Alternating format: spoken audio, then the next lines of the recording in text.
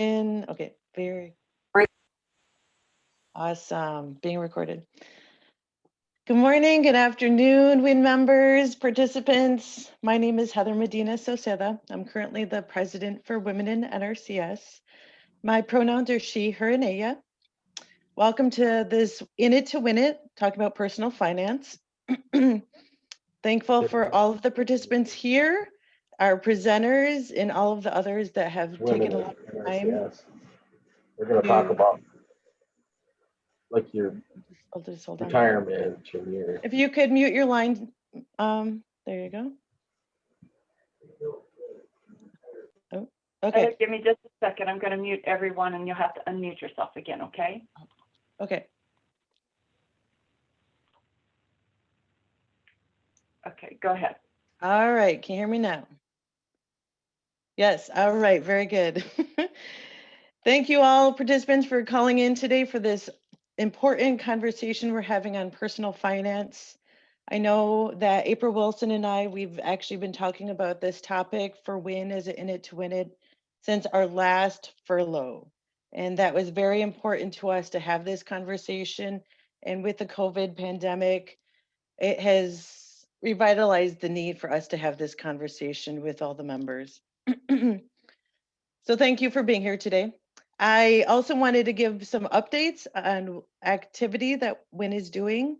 Set your dates, save the dates. July 26th, 27th, and 28th are the Soil and Water Conservation Society annual meeting. WiN will be presenting there. The WiN presentations that will be conducted is professional development session and a diversity, equity, inclusion session. The WiN annual meeting is July 26th at 4:30 Central Time. And at that time, we will announce the award winners that we have, the 3 award winners. And many of the members, WiN members, submitted the nominations, voted last week, and we will reveal the winners at that time.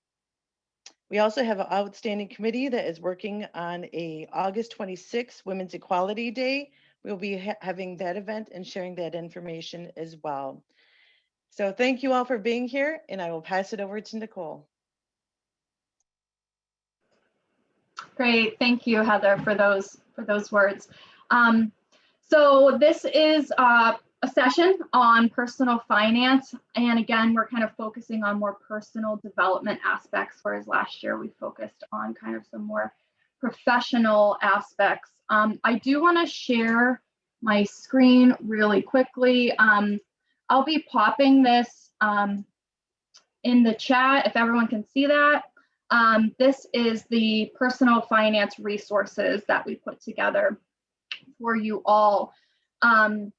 So please look it over. I mean, there's aspects on different podcasts, some books we love, women to follow. We definitely wanted to focus on some female voices as WiN, as for some leaders within the personal finance world. So shout out to Katie Saratani for helping put this resource page together. So I will stop sharing and cue it up to our first speaker. We have 2 different speakers today, both really excited to hear from both of them.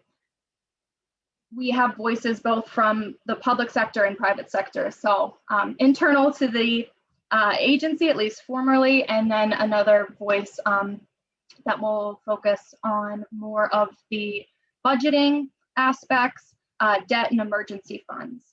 So first up, we have Juan Sauceda.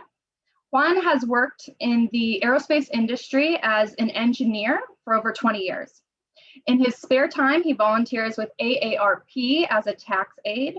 He has led a course called Financial Peace University, and most recently obtained his certification as a financial coach through Ramsey Solutions Financial Coach Master's Training. So Juan, if you want to go ahead and queue up your presentation, we're so excited to hear from you today. Thank you. Awesome. Thank you for the intro. Let me share my screen real quick and launch my presentation.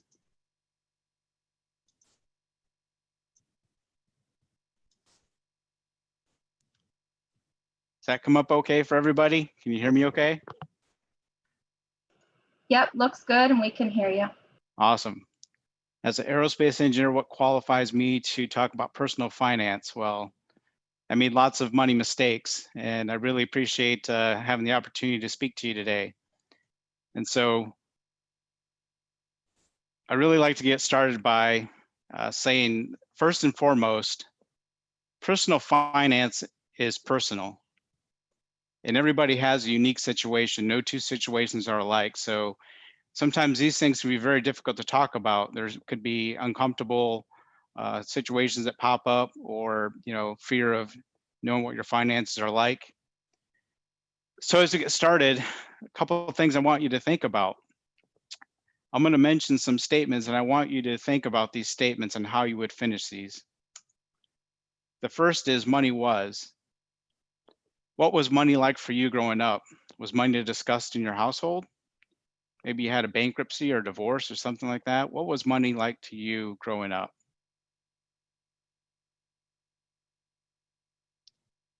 The second is money is. What is money to you now? Is money a problem? Is it not a problem? What is money to you now? And the last statement I'd like to complete is money will be. What will money be for you? Will money be wonderful? Will it be your nest egg? What will money be for you? What are some of the feelings that arise when you think about money?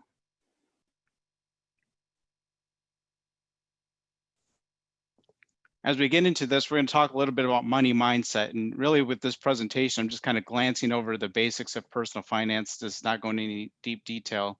So I'm trying to, there's a lot to unpack with some of these things. So bear with me as we work through this. But when you talk about money mindset, there's a couple of things that come to mind. And that's a scarcity and abundance mindset.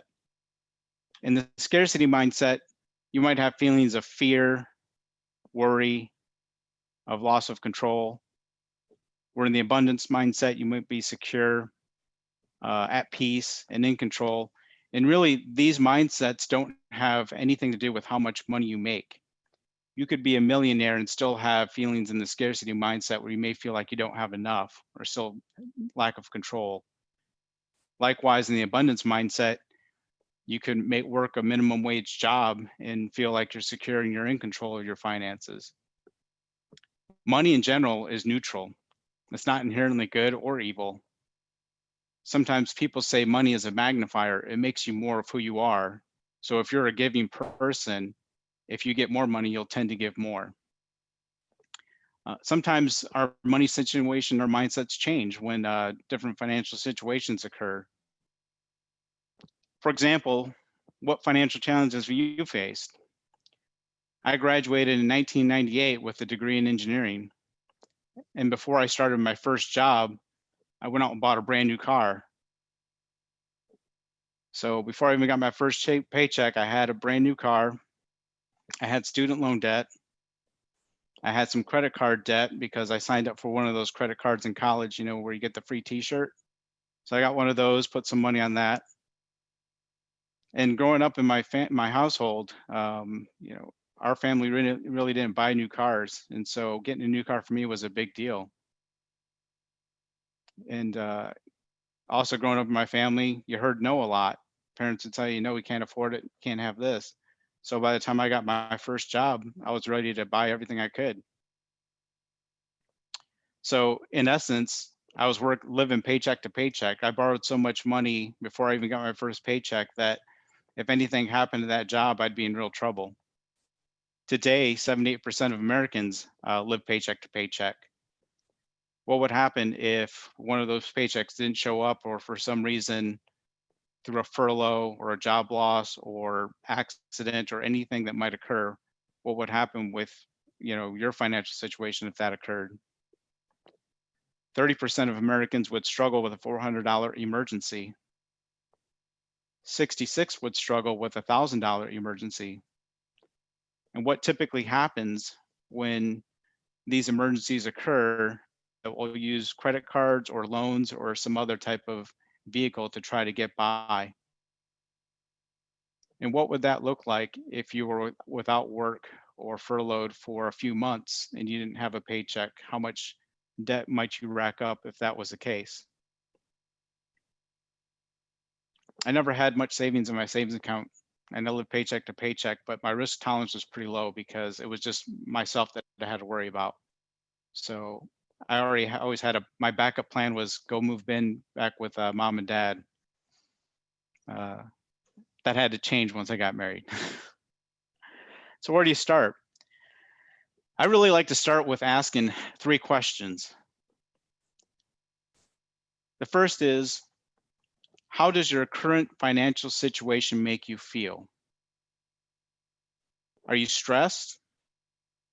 Are you worried? Are you scared? Are you indifferent? How does your current financial situation make you feel? Second question, how do you want to feel about your financial situation? Do you want to be confident? Do you want to feel like you're in control of your finances? Do you want to feel like you're in control of your money? Do you want to be at peace? How do you want to feel about your financial situation?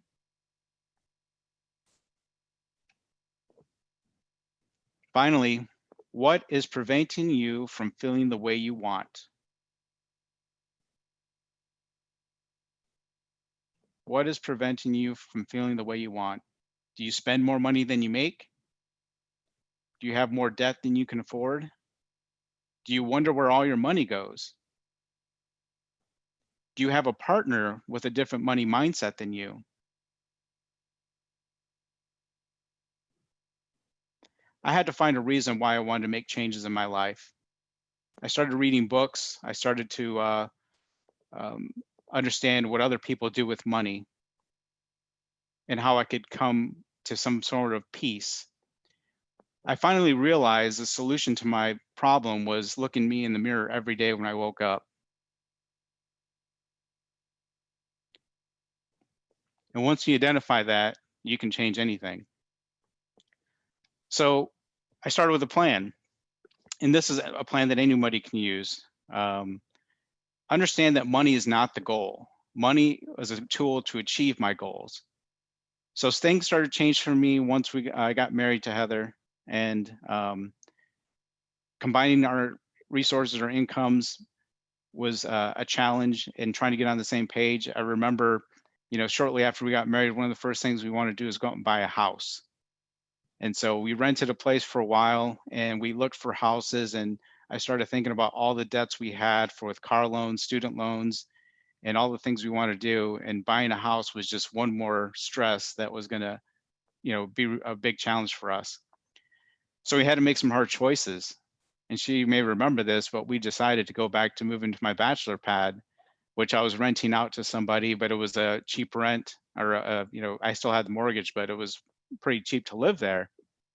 And so we decided to make some sacrifices and move back there for a few years to really focus on paying off our debt. But once we got on that same page and started focusing, that's where things really started to change. And, we had some pretty big reasons why we want to do that. So you want to set your priorities. What's your reason for change? Why do you want to do this? I think you've probably familiar with the SMART goal method. When you write goals down, they seem, they put it in perspective and make it achievable. So making sure you have a goal that's specific, that's measured, achievable, relevant, and time sensitive. We wanted to get out of debt as quickly as possible. And part of the reason was to get some freedom.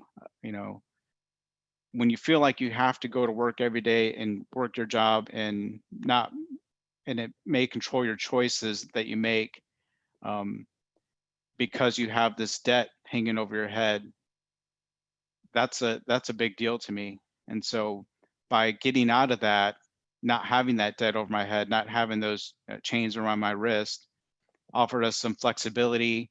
It offered us more time. And in the end, it gave us a great reason for doing what we're doing. A good place to start is with a starter emergency fund. This is where we started, really. And the key to getting out of debt is to stop borrowing money. You can't borrow your way out of debt.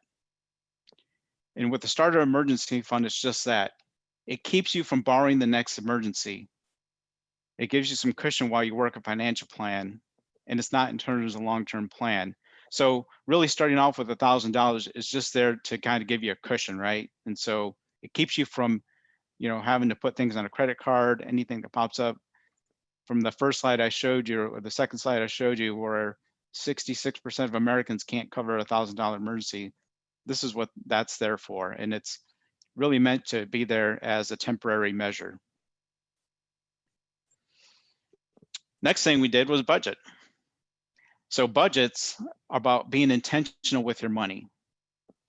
When you plan ahead, you use a different part of your brain that has your best long-term interests in mind. So when you think about a budget, you're planning ahead. So the budget is your plan or a roadmap to where you want to go. The budget tells your money what to do by planning ahead. The budget gives your money a mission every month. And the budget also gives you permission. So many times I've worked with clients and different people I've talked to that have told me that budgets are too restrictive. I can't work with a budget. When you plan ahead and plan money for yourself in that budget, it gives you permission to spend.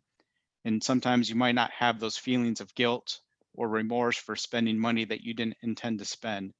So it gives you permission to spend money.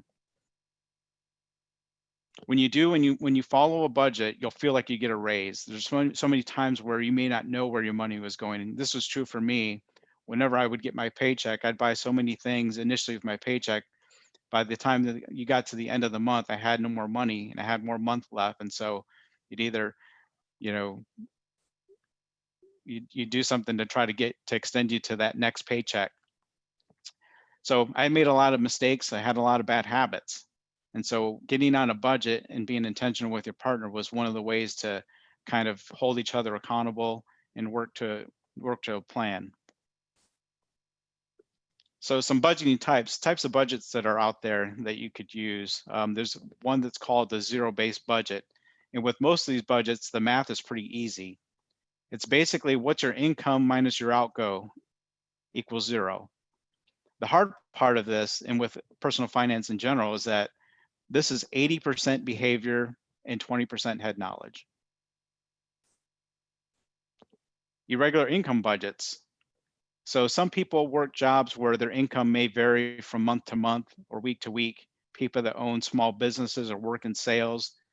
For these type of budgets, you basically can set a budget based on your minimum expected income and then prioritize a running list of priority after that. So if you make more money in that month, you can apply that to your budget in the list of priority that you want to spend it. So in the zero-based budget, it holds you accountable. It's a hard thing to do, to budget to zero, but that basically tells all your money where it's going. So you want to make sure you're giving every dollar a mission. Some other budgeting tips: start with the 4 walls. I hope you're familiar with the term the 4 walls, but food is one of the first things you should be budgeting. And if you're in debt or you're working a plan to get out of debt, food is basically basic necessities. Going to the grocery store, buying some food for your family, not necessarily buying food, going out to eat, which may be more of a luxury item. Shelter, making sure you have a roof over your head, that you're able to pay the rent, that you're able to pay your mortgage. Utilities, making sure you have lights and water available. And then your transportation and clothing, make sure you can get to work or wherever, and make sure you have clothes on your back. One of the questions I get a lot is, how much money should I allocate to each one of these? And it really depends on everybody's situation. Everyone's situation is unique, but in general, the shelter portion of it, if you're spending more than half your income on your rent or your mortgage, you're going to be house poor or cash strapped. If you spend a lot of money on food and going out to eat, it's going to really affect your other categories as well. Some other budgeting tips. Make sure you make a new budget every month. Every month is different. We all know Thanksgiving is in November and Christmas is in December. It doesn't sneak up on you. So you need to make sure you make a budget every month. You have birthdays, different holidays that pop up that you want to spend money on. So a new budget every month is what is recommended you should do. And also, it can take several months to get it right. I would say 3 months of doing a budget to make sure that you're accounting for everything that's going out and you're accounting for everything that's coming in. And it takes some practice to get it right. Even in my budget, we've been budgeting for several years now, and we still have problems with budget. We're a lot better than what we used to be, but there's still things that pop up that kind of get us. Recognize your spending habits. What triggers cause you to impulse spend? This is one of the big budget busters that kind of pop up there, where you see something's on sale, or what are the things that, that cause you to want to buy something, going to Amazon, being at home during a pandemic. There's a lot of things that want to, can bust your budget. Remember, personal finance is 80% behavior, only 20% head knowledge. Another budget tip, try using cash cash or a debit card instead of credit cards. This is a very behavioral type tip, I would say. I have a lot of clients that tell me, I like using my credit card every month. I pay it off every month. I get my rewards points. I get my mileage. I get all these benefits from using my credit card. So why would I want to use cash? Why would I want to use a debit card? Let's talk about this topic just for a second. Credit card rewards. What do you think credit card companies are trying to do by offering rewards to use their product? When somebody gives you a reward for using something, they're trying to get you to use it more often. 40% of Americans carry a balance on their credit cards. The average APR is 16.14%. There's another stat that says the same 40% carry a credit card, another 40% carry a credit card, but don't carry a balance and pay it off every month. So what happens when, something, you lose a job or you can't make that payment anymore, that's where the credit cards start making their money. So they offer these awards, but they're making a lot more money than you think.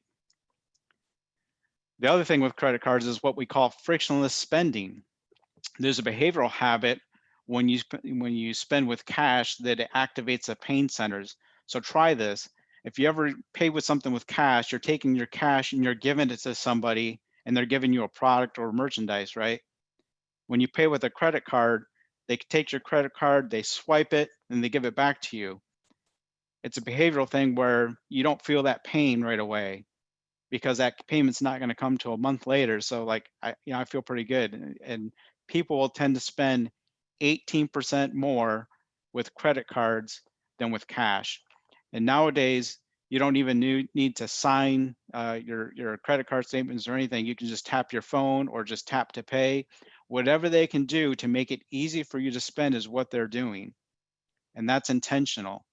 They spend a lot of time, a lot of research trying to do this. I just watched a show on Netflix the other day that talked about credit card spending. I think it was, I forgot the name of the show already, but it's a relatively new topic that they discussed, and they talked a lot about the behaviors behind credit cards and rewards points and things like that. So it's a pretty interesting thing to watch. If I remember it, I'll put it inside the chat box so you can look it up. And debt is also a highly marketed product. You can't watch a TV commercial without seeing something that says no payments, no interest. Nowadays, when you watch a car commercial, they don't even tell you how much the car costs. They just tell you how much it is per month. And you have to go to a dealership to do something, and even then they want to sell you lease payments instead of selling you the car itself. And you see a lot of commercials, recently where you offer no interest car loans, right? So that's another topic that I really want to kind of just talk about for a second.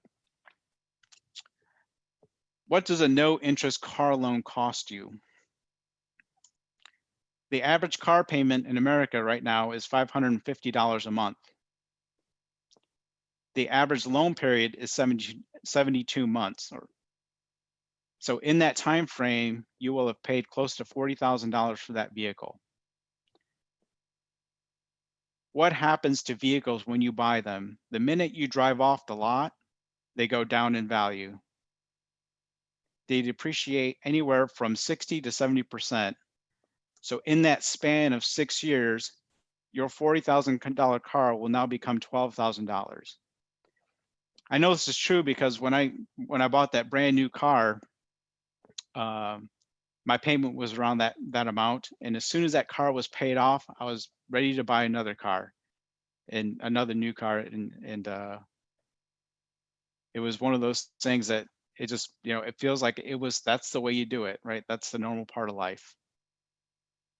And is a brand new car any more reliable than a car that's 3 or 4 years old? That's a personal choice.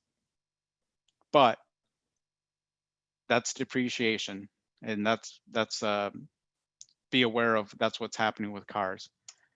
So in contrast, what would happen if you took that $550 a month and you invested it for 30 years?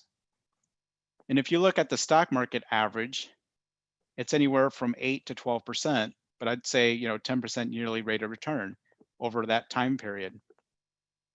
If you invested that money for 30 years at an average rate of return of 10%, you would have over $1 million. That's just a car payment. So what other debts do you have that you're paying per month? How could you afford, investing $550 a month? I remember when I had all the things that I was paying off, I had a boss tell me that, "Are you investing any money?" I told him, "No, I can't afford to. All my money was going to pay off these debts. I had no money to invest. How can I do that?" And he would tell me, "Well, you cannot afford to not invest." And so that made me think. And so I put a little bit in at a time. And so for a while there, I was trying to pay off debt. I was trying to invest. I was trying to do too many things. So until I got focused on one thing, that I actually start seeing changes happen. So here's a tip for you, a method that I used to get out of debt. It's called the debt snowball.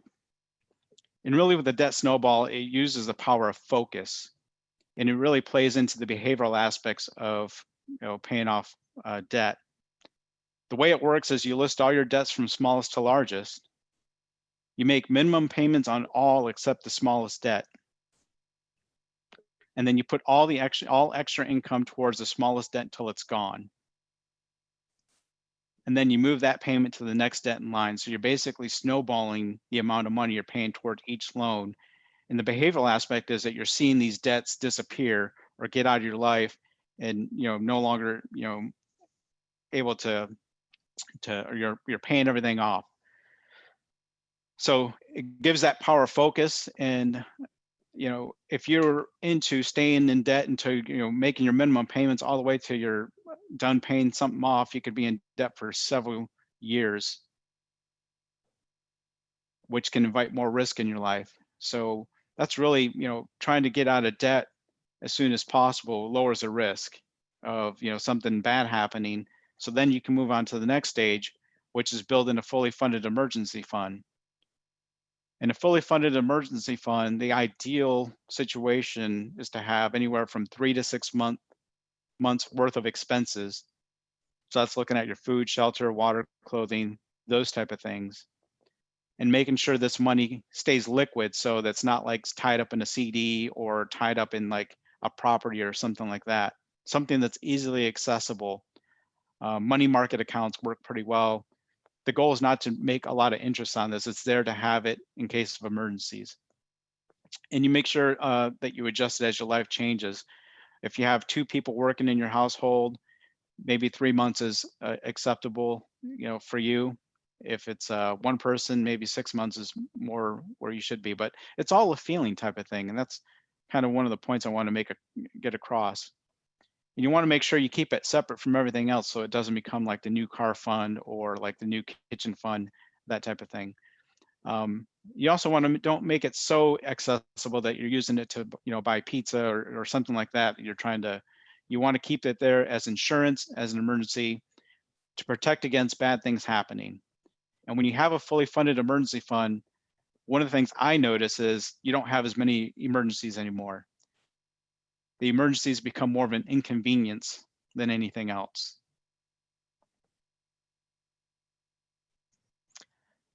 So to summarize, personal finance is personal, and every situation is unique. So if you think about some of the things that we talked about today, and you say, I'm out of debt, I have an emergency fund, and you can picture yourself in that situation, how would you finish these statements? Money was, money is, and money will be.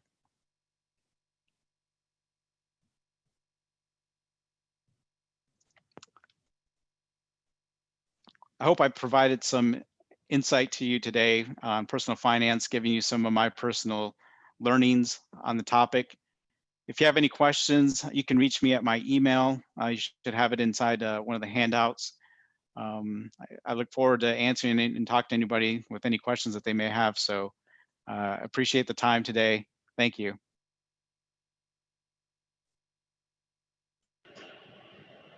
Thank you, Juan, for joining us. What a great perspective. I love how you focused on the behavioral aspects, being intentional, and let's hold each other accountable if we're in partnership.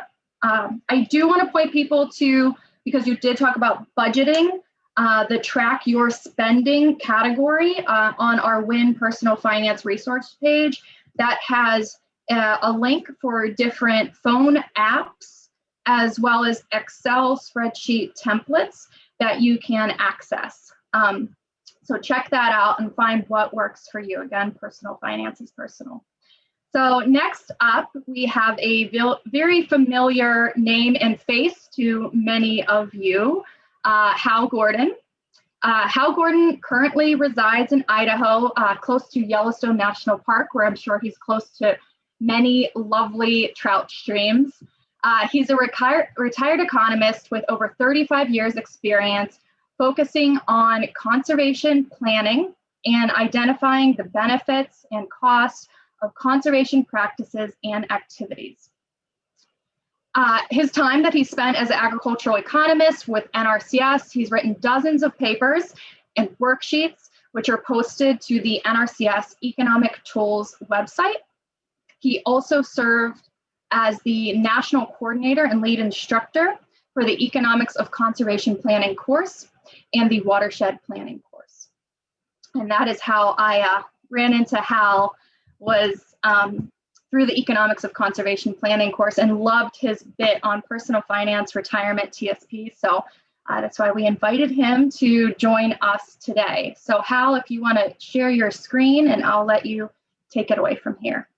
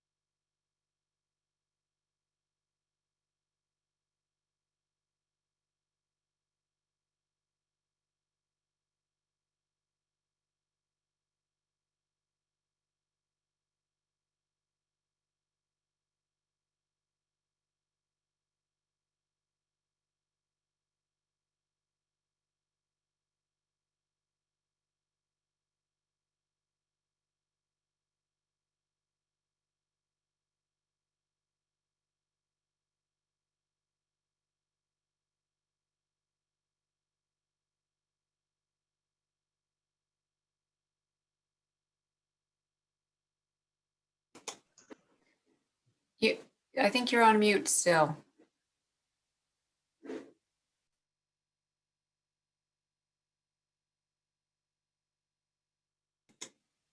Are others hearing Hal?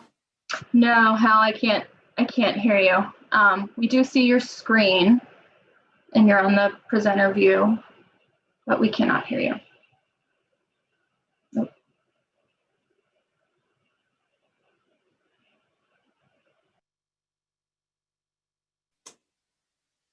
It looks like your phone line is muted because I have your phone number here and it looks like that's muted. Perhaps he was muted. I don't know if you can unmute from a phone line. Sometimes I think you have to get in and out.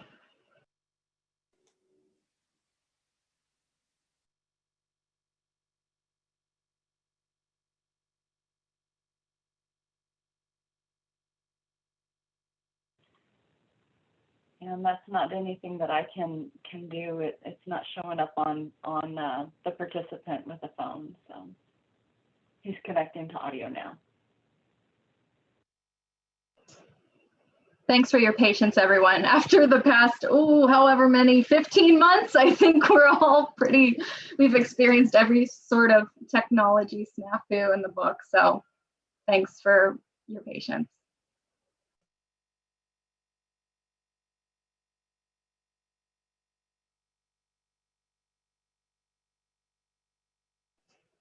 We'd be happy to entertain any questions while we're waiting. If anyone has any questions for Juan, he's still with us. So if anyone has any questions about his presentation, you can either unmute or put it in the chat box.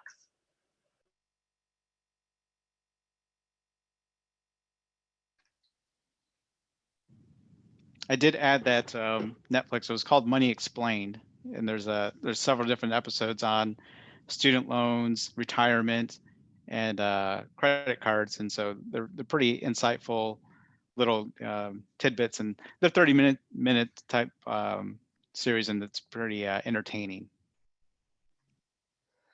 Juan, do you think you could talk a little bit more about the benefits of using a money market account versus a traditional savings account for that emergency fund? I'm sorry, am I on now? Yeah, we got you, Hal. You're not sharing your screen yet, but we can hear you. Okay, why don't you go ahead and share the PowerPoint? I think when I went to the PowerPoint, it might have cut me off the audio. Okay, great. I'll get that up. Okay, sorry about that. Sorry, Juan. So we Well, can if you come back want- to that. Oh, go ahead. Go ahead, Katie, sorry. Do you want a quick answer the question, or should we come back to that at the end of the presentation? No, I can answer quickly. It doesn't really matter. I use money market account because you get a little bit better interest, but it's really not about the interest. So using general savings account is fine. Sometimes it's just a lot easier accessible. I can't withdraw money from my money market account with my debit card. I can withdraw money from my savings account with my debit card. So it just makes it a little bit more difficult to use, and that's really the only difference. So it's really a personal choice. Thank you. Okay, let's give this a shot. So Nicole asked me to talk about how to make the most out of your government benefits. And so I'm going to go through that. I have a handout I think most of you have received. And so there's a lot of detail here, so I'm going to go through it quickly, and you'll have to maybe do a little bit of research when we're through here. But why do we have government benefits? Well, a little bit of history here. Before the Depression in the 1930s, everyone just got a paycheck. That was it. But the federal government froze wages, hourly wages, in a way to stop inflation and control the Depression. And employers had a hard time getting the best employees with just the wage rate because everyone got paid the same. So what employers started to do is offer government benefits, such as health insurance and life insurance and retirement programs. And so that's how we got benefits, not only in government, but in all areas of employment from private businesses. So let's talk about the benefits that you're going to get as a federal employee. Now, this is very important because a happy employee is an employee that's working towards a successful retirement. And so don't ignore these things until you've got just a few years to retire. You need to start thinking about this the first day on the job. So let's talk about life insurance first. This is necessary if you have dependents, and the government life insurance is a very good deal until you turn age 50. But after age 50, the cost literally goes exponential, and so it becomes very expensive. And the only reason to keep federal life insurance after age 50 is if you have poor health and can't qualify for private insurance. But if you do have good health, look for private term life insurance because it's a much better deal. Now, with federal life insurance, there's several different options you have. The first option is basic insurance. You should all have this. This is a very this is actually a good deal. What you get is you get your salary plus $2,000. So if you're making a $100,000 salary, you got $102,000 life insurance. Now this insurance is free once you retire and turn 65. However, the value is reduced by 75%, but once again, it's free after retirement. The option A is a $10,000 life insurance. It's also free after you retire and turn 65, but it gets cut to $2,500. So it's really option A is actually pretty expensive too. I would avoid this unless you have poor health problems. Option B, this covers everyone. This is you can get it in multiples of 1, 2, or 3 times your salary. It's not cheap, but once again, if you have a large family or dependents that want a big payoff when you pass away, option B is the way to go. And once again, that cost goes exponential when you turn age 50. Option C is where you want additional coverage for your family. And so if you have additional dependents besides your spouse, you might want to look at option B. Okay, it's also important to know that you have to have life insurance at least 5 years before you retire if you want to keep it into retirement. All right, let's go to the next slide and talk about health insurance. This is one of the best deals around. You definitely want government health insurance. You need it 5 years before you retire, or you lose it. You can't get it in retirement. So if you have a spouse that has a good program, health insurance program, you can use theirs, but make sure you get on the government program at least 5 years before you retire, just to lock it in. With the health insurance, it has the same costs in retirement that you pay as an employee. And so I'm just going to guess that you're paying around $500 a month while you're an employee. When you retire, you get the same cost, $500 a month, and you get the same benefits. So screaming good deal. Now within health insurance, there's several options. You can do a health savings account. This is a tax advantaged account. Now you can only get the health savings account if you're enrolled in a high deductible health plan, and you're not charged in for taxes. It's tax advantage. And with your health savings account, the funds in there roll over from year to year to year, so you don't lose those. So you could accumulate quite a bit of money there and use it when you're old and have health concerns. The other type is a flexible spending account. Once again, this is also a tax advantage account. Now, a disadvantage of the flexible spending account is if you don't use the funds at the end of the year, you may lose them. Not all the funds roll over from year to year, only partial funds roll over. So this is a use or lose deal. So be careful of this one. Read the details there. But flexible spending will work if you have medication and you know you're going to be spending that money every year, so it would work in that situation. Another segment of health insurance is long-term care insurance. This is real important when you get old. When you're young, you don't worry about this, but when you're old, you worry about how do you pay for a nursing home or a retirement center or in-home health care. This takes care of that. This is quite expensive. It's risky. The problem with long-term health care insurance with the government's version of long-term health care is it's cheaper when you're young, but the cost may increase at any time. There's no way of locking in this cost. So you may be happily paying $300 a month for this, and then overnight you may be paying $400, $500, $600 a month. So that's not, the government's program isn't very good in that sense. However, you can buy private long-term health care insurance and lock it in. For example, my wife and I bought $50,000 worth of long-term care insurance. If we need to go to a nursing home, that would pay $3,000 a month for 7 years. And so that's a pretty good deal. But if one of us dies and doesn't need long-term health care, then we get the $50,000 back as just like term insurance. So look at long-term health care. It's important, but it is very expensive. Another type of insurance that the government doesn't offer is whole life insurance. This is a combination of life insurance and an IRA, a retirement account investment. So being a combination, it is a little bit more expensive. You can get cheaper term insurance.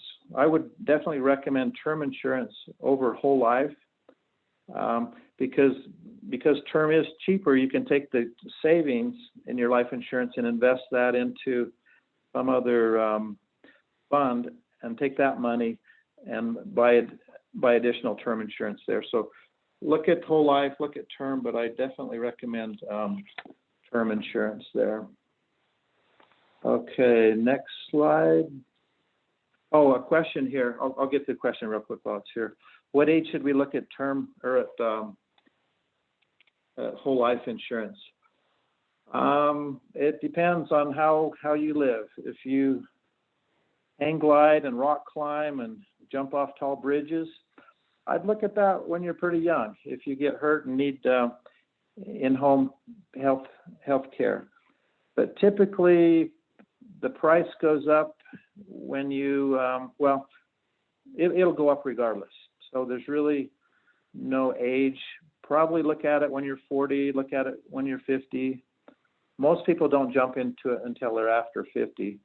But the last time I looked at it, it was going to cost you $400 or $500 a month when you turn 50. So you need to weigh that out. Now, the way I would do it is, rather than, if you don't think you can afford long-term care insurance, I would put more money into your thrift savings account, your TSP, and use your TSP money to pay your nursing home costs when you take that out. So there's other ways to get long-term care without buying insurance, but you just got to put the money in the bank and prepare for that. Okay, let's talk about leave. This is why a lot of people like working for the federal government. We have a very good leave program. You can have up to 240 hours of annual leave carry over from year to year. You've got 24 hours of credit leave that you need to use every pay period, every 2 weeks. And so use your leave. It's a benefit, but make sure you get that carryover. The carryover is just insurance. And so if you break an arm or need to take care of a family member or something, you want that leave in the bank. Don't earn the leave and immediately use it. You need to bank that just for an emergency. Now, what is your leave worth? When you retire, you get a paycheck for all your unearned annual leave and credit leave. So for example, when I retired, I had 240 hours of carryover leave, And then that year, I earned another 208 hours of credit leave, and then I had 24 hours of credit. So I added all those up, and that was about $15,000 worth of a paycheck. And so I used that money to pay, to live on until I got my first retirement check. And not to scare you all, but I retired in January. 6 months ago, I have not yet received my full retirement check yet. And so sometimes the government takes forever to process your retirement check. And I've only had a partial retirement check for one month. So I literally we're going 5 months without a paycheck at all. So that lump sum payment for unused leave was very important to us. Sick leave, also very important benefit that you get. Sick leave can be used towards years in service in retirement. So if you save up 2,000 hours of sick leave, that's worth 1 year of service time. So if you work 30 years, add your sick leave, you actually get paid for 31 years of service. And so that's a benefit. Now, what's the value of sick leave? I've got right there on the screen. Let's say your high three salary is $70,000 a year.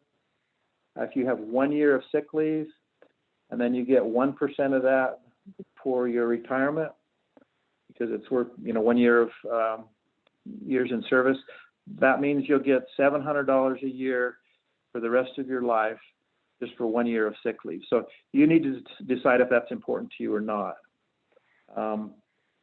Now, what I would recommend as far as leave, use your credit leave first, use your annual leave second, and use your sick leave last. And so don't look at sick leave as vacation time. Keep that. Now, you don't get a lump sum payment for sick leave when you retire. Sick leave is only used to help increase your years of service, but you do get a lump sum payment for your annual leave and your credit leave. So sick leave is a little bit different in that sense. Okay, let's get to thrift savings plan, the next slide. Okay, this is so sad. In fact, I was in town the other day at the post office talking to the clerk at the post office counter, and she says, I've been in G Fund for the last 10 years. What should I do? And it's like, oh my gosh, you really need to pay attention to your TSP. The G Fund is very secure, but it's very low yield. So you need to talk to someone or read up or learn about the different funds, the C, the I, the S, F fund, and the life cycle fund. If you don't read the financial paper every day and you're afraid of, finances and you want someone else to manage that for you, definitely look at the life cycle fund. Those life cycle funds are based on the year you plan on retiring. So if you plan on retiring in 2030, look at the L 2030 plan. The life cycle funds are in 5-year increments, and so you can get pretty close. Now, people manage that. There's actually a team of financial planners that do that. They do daily rebalance to make sure those funds are taken care of. Now, another fund is the Roth account. That's part of the TSP program. The Roth is a way to pay taxes in advance. So when you take money out, it's tax-free. Now, whether to go Roth or not, you only have to answer one question. And that question is, do I think taxes are going to be higher when I retire, or do you think they'll be higher now? And I think if you pay attention to the news and watch things, I think taxes are going to go up. And so I would recommend pay taxes now when you're working, when you can afford it. And then when you retire and start taking your TSP out of Roth, it's tax-free. Also, it's important, your dependents or whoever's on your will, when they inherit your money, they inherit that Roth account tax-free also. Now, if you're just conventional TSP, your dependents, when they inherit that, would have to pay taxes on it. So be careful with that. Okay, a question that I'm asked all the time is, should I take a TSP loan? Definitely the answer is no on that. And here's why. If you take, let's see, I didn't put the example on the screen there. But if you take, for example, if you take $25,000 loan out of your TSP, you'll pay the G account interest rate. So you might pay 3 or 4% interest. And if you take that out for 5 years, you'll lose about $5,500. But if you take that $5,500 and compound it the next 20 years of your working career, you would lose about $12,000.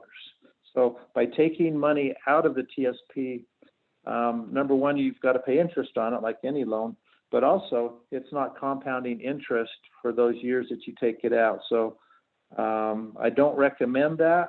The only reason I would take a TSP loan out if it was an emergency, if I was going bankrupt or broke or whatever, or if I thought my lifestyle was more important than economics.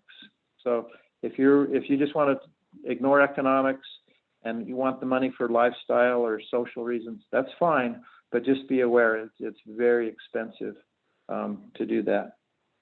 Okay, now with your TSP, when you do retire, you can keep it in TSP or you can roll it over to a individual retirement account.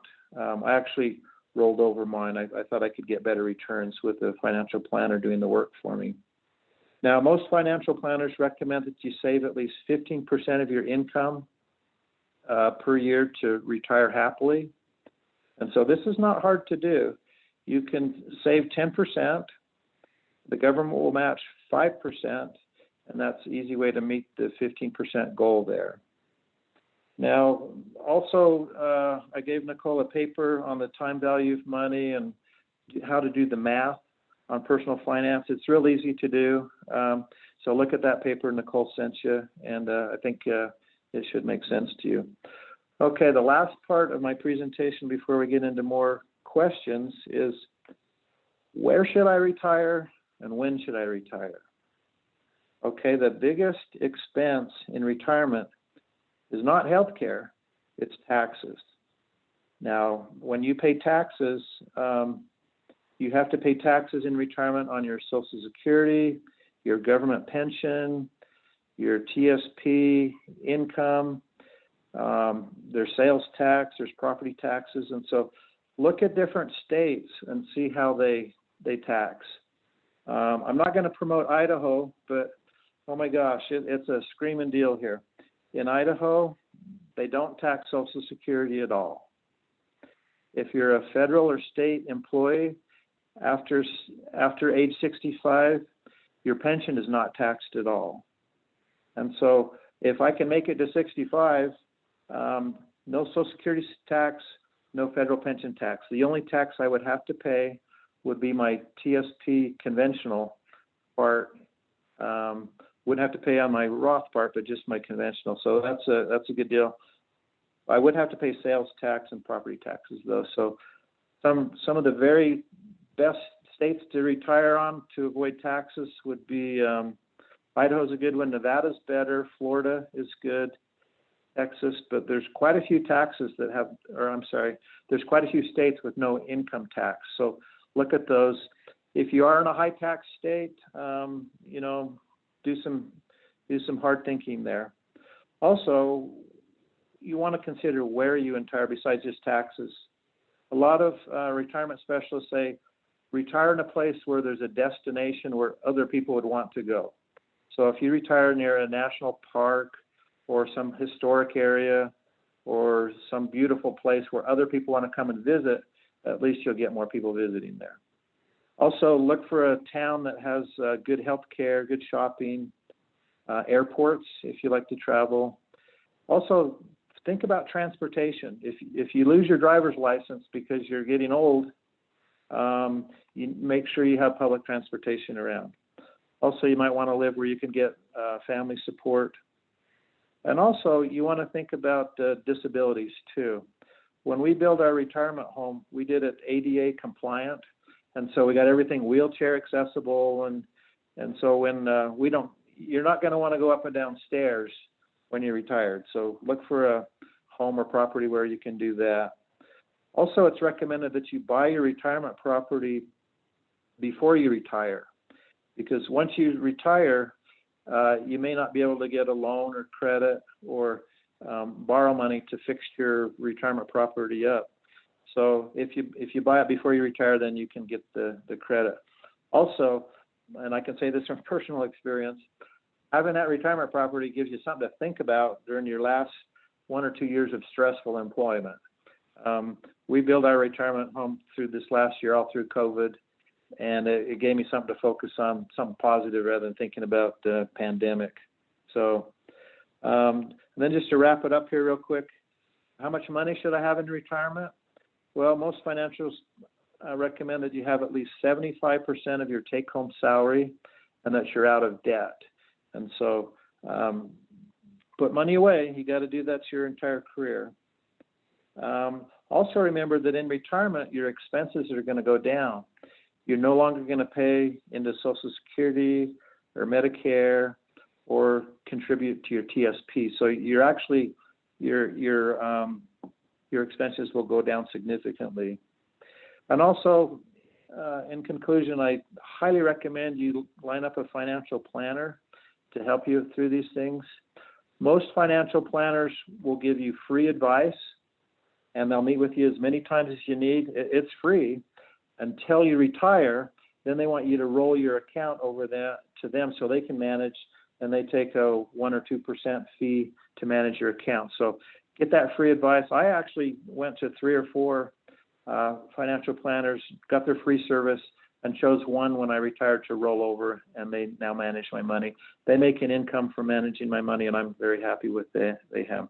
Now, the key word to picking a financial planner is fiduciary. So practice that word in your mind, fiduciary. That means they're not going to try to sell you anything. They don't try to sell you stocks or anything. Fiduciary means they're out for your best interests, not the company they work for. Okay, that's all I've got. I think my time's up, so we can take some questions, and let's see what you got.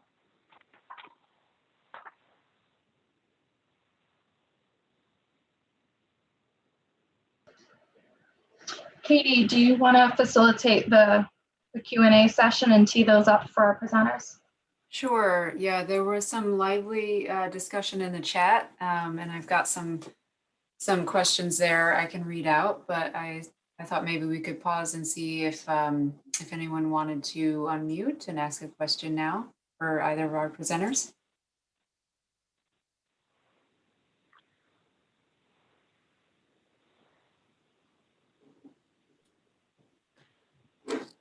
Hi, I have a question for Juan. In your presentation, and kudos to both presenters there. Oh, this is a lot of great information.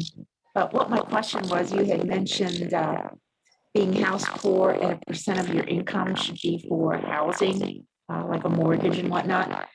I've seen 28%, and I've also seen 33% of your monthly gross income should be, your payment shouldn't be more than that percentage of income. Do you know what that percentage is off the top of your head?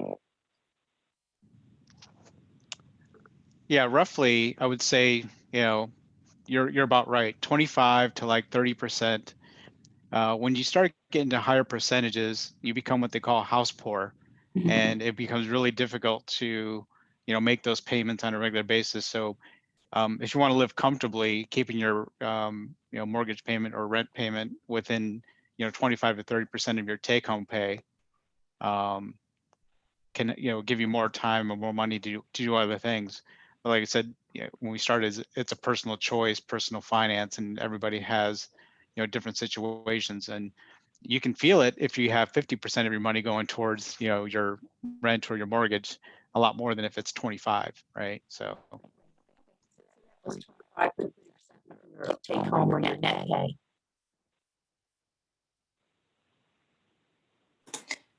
Yeah, there was some interference there, but I think you were just wanting to confirm you're saying 25 to 30% of the take-home pay, not the gross pay. Correct. Yes. Yeah. right, take home. Juan? All right, other questions? I have a question. This is Rebecca in Arizona. And I love the tips on where to find your retirement home. Have you heard of, or does it make sense to maybe buy a retirement home in one of those lower cost areas and live there for whatever, whatever it takes to make you a resident of that state, but then keep your home where you're at? Yeah, I've got several friends that do that. I've got a couple of fishing buddies that live in Alaska for 6 months, and they actually they pay no taxes, and they get a payment from the state just for living in Alaska. That would make sense, but like I say, run the numbers, work with a financial planner there. You don't want to pay high property tax on both. And it depends if you want to rent out too. If you want to be a landlord, which is, that's a job in itself doing that. But if you wanted to be a snowbird and lived in Minnesota in the summers and go to Arizona for the winter, a lot of people do that. There's entire retirement communities in Arizona that cater to that type of individual. Thank you. And real quick too, real estate is not a bad investment nowadays either. The stock market's screaming, but historically over generations, owning real estate is not a bad option. Thanks. It looks like Rachel has her hand up. You want to go ahead, Rachel? Hi, can you hear me? Yes, great. Yeah. So my question is for Gordo, but if you might have anything to speak on the matter. So one of our benefits, kind of lesser known, is the loan forgiveness program for students, which requires 10 years of federal public service. However, I've kind of heard mixed reviews about the program. One of the articles talked about kind of a lot of mistakes within the process that eventually lead to people not receiving that benefit. So I'm wondering if you have any insight on it or recommendations kind of to maybe approach your student loans with or without that program. Yeah, I've had several friends do that. The program changes regularly, almost annually. It used to be if you went into the Peace Corps and worked for the government health programs in inner cities or things like that, you could get forgiven. So I'm not going to say, because I don't know the program rules today, but they constantly change. Also, I think the government wants you there for a reason, because no one else wants to go there. And so if that doesn't fit your lifestyle, but if you're Mother Teresa, great, do it. That's a good way to get some loans forgiven, but it's really more of a lifestyle question there. You probably can find if you're educated in high demand, you can probably find a job that pays well. You can pay off that loan pretty quick. But like I say, just run the numbers. Yeah, I mean, that's a great point. And one of the things is, do you want to take control of that loan or rely on somebody else to pay it off for you, or hopefully? And that's one of those things where the student loan forgiveness program, the 10-year one, has been around, I think, around 10 years. And so you can go to the federal websites and see exactly how many applications are being submitted and how many people are actually getting that forgiveness and what is tied to that forgiveness. And sometimes they're tying, having to do some volunteer work. So, and like Gordon said, is if there's anything that may change in your life, that you may have to switch jobs or do something, now that has to reset, or there's just a lot of tricks to getting that. And you really need to understand exactly where that's coming from and how to work that process. Wonderful. Thank you both. Thanks. And I posted a link to the OPM site for that in the chat. And if others have a more direct information or more specific to USDA, feel free to add it in there. Kristen Woods, you've got your hand up. Yes, ma'am. Couple things. I am on my iPhone, my first time to do this on the iPhone. So I don't have access to the documents in the chat. So will you guys be sending those out via email? That's my question to the WiN people. And then I have a question for Hal too. Sure, they did go out with the initial and invite. Heather sent them out earlier this week, and if you get in Fantastic. touch with one of us, we can resend. Well, then I already have them. Sorry. Hal, I had a question I put in the chat about the 5 years that you need to have life insurance and health insurance. I wanted to know if that was 5 years anytime during your career, or if you have to have it the last 5 years of your career. Thank you. It's the last 5 years of your career. And I have a good friend I worked with for 20 years, and he forgot about that, and he has to work an extra 2 years to get to 5. And he was already to retire, filled out his papers, turned them in, and oops, got to work 2 more years. It was not a good day for him. So watch that real close. Thank you. I will definitely want to do that. All right, Rose, you're up next. Hey, I just wanted to ask a similar question to what Monica had asked. I'm a younger employee and Rose, I can't hear you very well. sorry, can you hear me now? It's very faint. You might want to, if you post your question in the chat, I can read it out for you. I'll post it. Mm-hmm.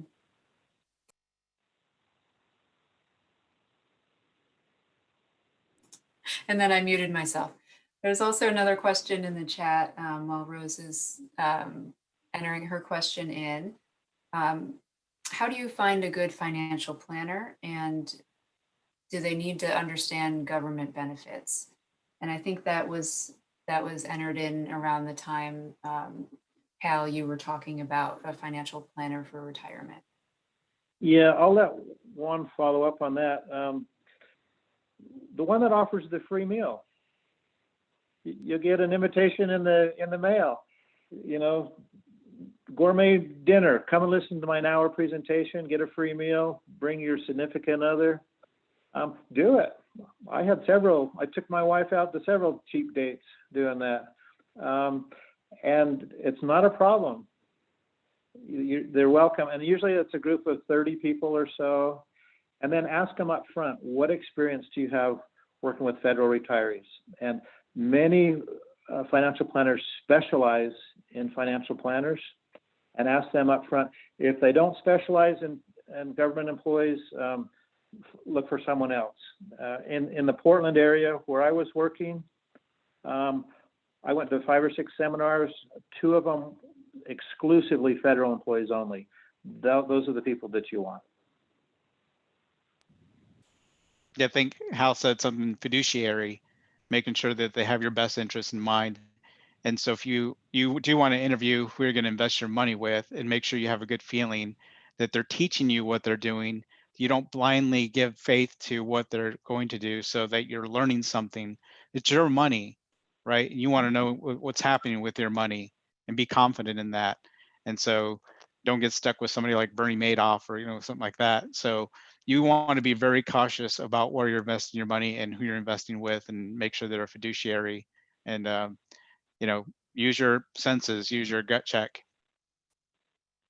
And I'll give one other suggestion. There's a federal employees retirement club or whatever. It's a social group. And so there's usually a chapter in every state, every region. So go talk to someone, find someone who's the president of your federal retirees group, and ask them, hey, who's your financial planner? Use references. The best way to pick a financial planner is references, and then interviewing them. Great, thank you both. There have been a few questions in the chat about sick leave and how that plays into the retirement annuity. Hal, would you mind going over that again briefly? How it adds to your annual annuity rather than being a lump sum payout? Yeah. Sick leave, you don't get a lump sum payout at all. Sick leave is goes, when you retire, it goes to years of service. Now, the way to calculate your pension is you take your high 3 salary, multiply it by your years of service times 0.01 or 1%. That's your pension. Now, if you work 30 years and then have a year of sick leave, that'd be 31 years. So that is just added right onto your pension that you get. So it's very simple. It's not complex at all. And every year, let's see, in my 30 plus year career, I think I had, I think it was 2,300 hours. No, 3,300 hours. And so that was worth over a year and a half of service. And so rather than work an extra year and a half, I just used my sick leave, and that increased my pension.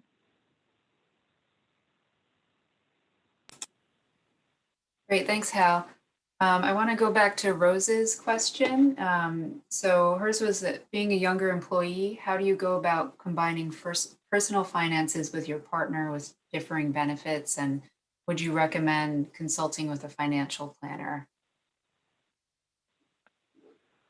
I'd make a spreadsheet. I'd list them out.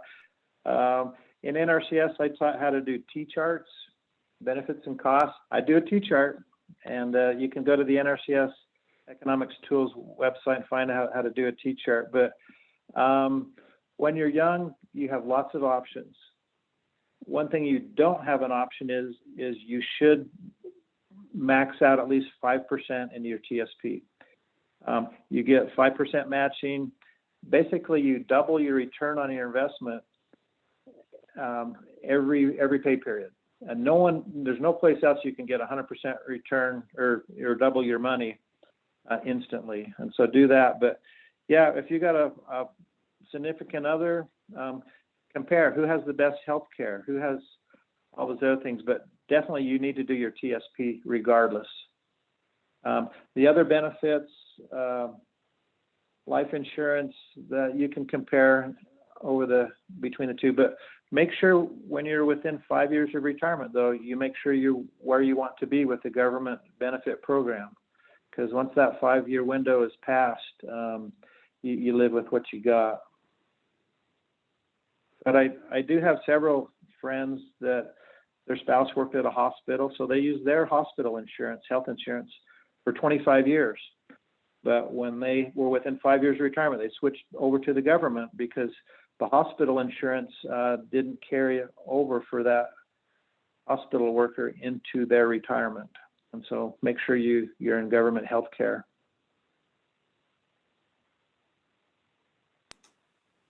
All right, there's a couple more questions in the chat, and I'll continue to scroll. At some points they were coming in pretty fast there, so I apologize if I miss yours. There's a question, is sick leave capped in the same way that annual leave is capped? I assume you mean for the carryover or the roll-up, the payout? No cap on sick leave. If you work 40 years, you might get 2 years of sick leave. But yeah, there's no cap. It carries over from year to year, and that's a good thing. But once again, don't use sick leave like vacation time. It's valuable. Use it if you have to. If you have an emergency, use it. That's what it's there for. But if you don't have to use it, roll it over. Keep it going. And how many hours is considered 1 year for sick leave? What is it? 2008, something like that. Okay, so like the 2080, I think, is an FTE equivalent we've used. So something there like you that. go, 2080. That's it, 2080. Okay. Yep. And 2080, that'll take you 25 years to accumulate. So it's slow. What do you get? 4 hours a pay period, something like that. So it takes forever. Mm-hmm. It is. So I'm scrolling through the chat here. There was one about the FEGLI and the change in rate when you turn a certain age, is that something that is available on the website, or is that something that you need to talk to an HR specialist about? I think Okay, let me answer the second part first. Back in the good old days, we had a human resource person in every state office. You could call them on the phone, you could ride the bus with them every day, coffee break with them. That's no longer. There's only 2 HR staffs. Like one is in Portland, I think the other's in Greensboro, North Carolina. And it's difficult to get those people. You can, but you really have to work hard. Because anyway, okay, what was the first part of the question? Or the first question? how can you find out how the rate will change? I think the question was about at age 50. Yeah, that's on the website. You can go to Federal Employee Group Life Insurance. Just Google FEGLI, Federal Employee Group Life Insurance, and it'll give you the rates by the age. But I kid you not, when you hit 50, it just goes exponential. 60, 70 years old, I don't know how people can even afford it. The only reason you should have government life insurance after age 50 is if you have some health issues where a private insurance company would not insure you. Because with government life insurance, you don't have to have a medical exam or anything. They take you. But if you go for private life insurance, after age 50, they'll send a nurse out to your house, give you a medical exam, and then the cost of your life insurance will depend on how healthy you are. All right, and you're referring to even just the basic life insurance? Well, I'm talking about all life insurance in general. Now, with government, you have basic option A, B, and C. All those options, there's no medical exam at all, but they all increase. The cost increases at age 50, except for maybe not option A. You'll have to look at option A. Option A is only $10,000 policy, and it may be a more constant cost, but the others, they get very expensive. And a lot of people don't know that, and I don't know why. The government doesn't advertise that. The cost goes up, but that's because they want you to buy it. But it goes up. So go to the FEGLI website and read all about it.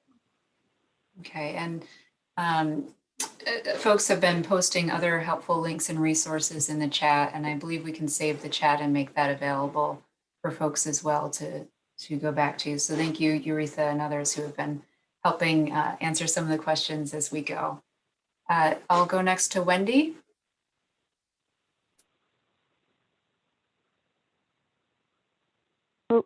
There we go. Sorry, unmuting.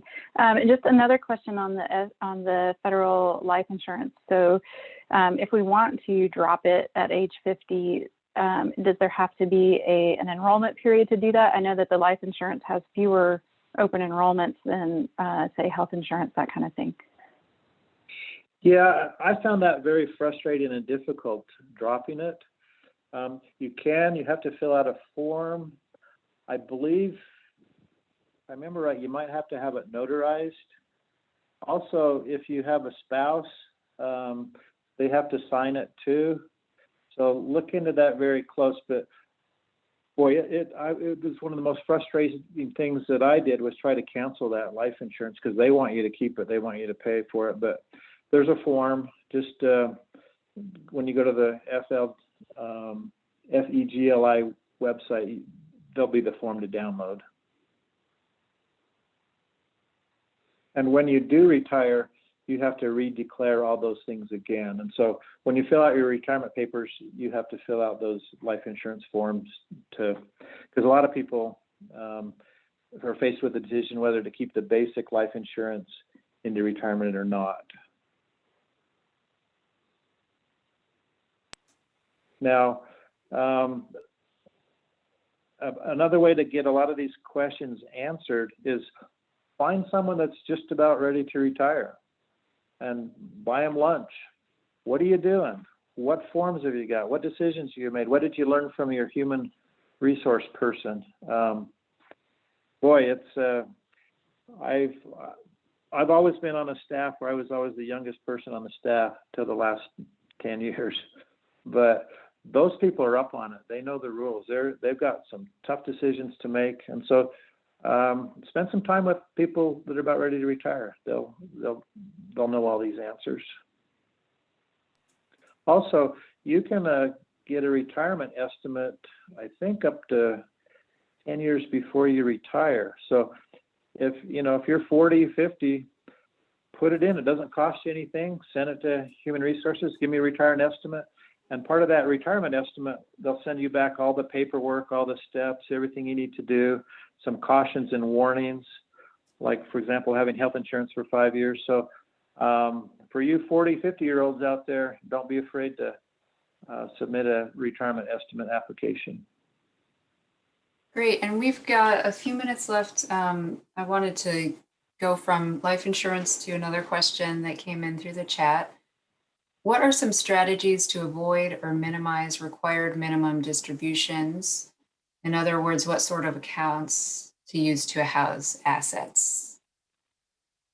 Nicole, Your financial planner can answer that. Yeah, they did they eliminated minimum reductions during COVID last year. They're back on this year. I think they raised the age to 72. Is that right, Juan? And so I don't like them. I don't want the government telling me how I can spend my money. However, if you are forced to take it out, you can put that right back into another investment. It's just not tax deferred. And so you don't have to spend it, you can reinvest it. Government wants its taxes.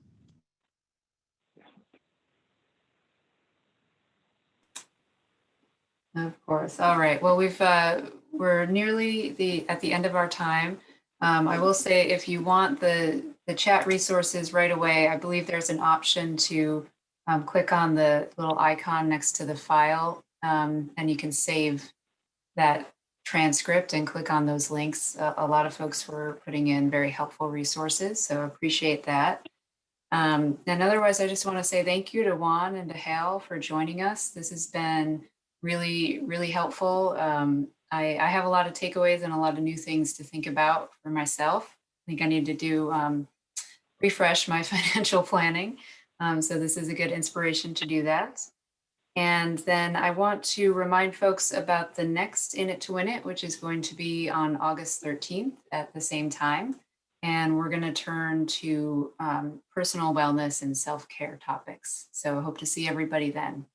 Have a great weekend. Thank you. Thank you. Thanks, Hal. Thanks, Juan. Thanks, everybody, for coming.